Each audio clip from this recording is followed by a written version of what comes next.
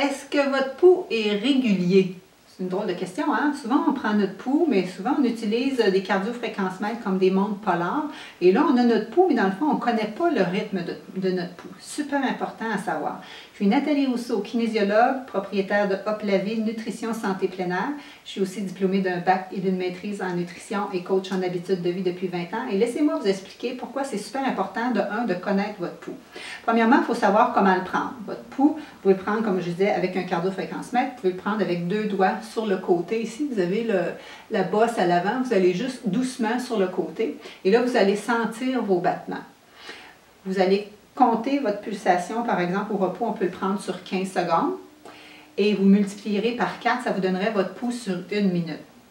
On peut aussi le prendre ici, au niveau du pouce. On a une artère qui passe juste ici. Vous passez encore une fois à 2 doigts. Allez-y pas avec le pouce, vous avez une artère dans le pouce et ça va fausser la mesure. Mon but là-dessus, c'est vraiment que vous connaissiez votre pouls pour voir que quand vous allez vous entraîner, vous allez vous améliorer. J'ai une dame qui vient de finir le défi avec moi. Sa pulsation au repos était tout le temps à 77-78. Elle a une tension artérielle un peu élevée, donc elle a comme mandat de prendre sa pression et sa pulsation plusieurs fois par semaine.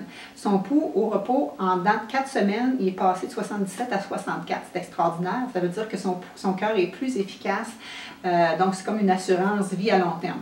Maintenant, dans un même cours, j'ai un des candidats que sa montre polaire était brisée. Et là, je lui ai demandé de prendre son pouls. Et là, on s'est aperçu que son pouls était irrégulier. Ça, c'est vraiment une condition qu'il faut absolument que vous connaissiez. Alors, je prends le temps de vous l'expliquer.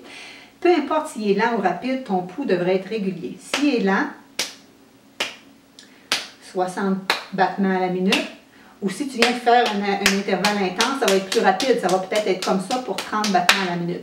Mais si ton pouls fait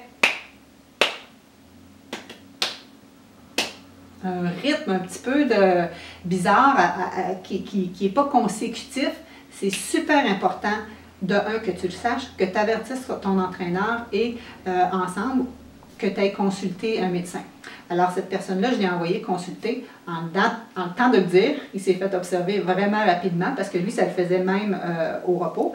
Et à ce moment-là, il est sous médicament avec des bêta-bloqueurs. Il peut recommencer l'exercice, pas de problème, mais au moins, on a appris la condition. Et sans ça, c'était une condition qui est un peu à risque là, de faire de l'effort physique.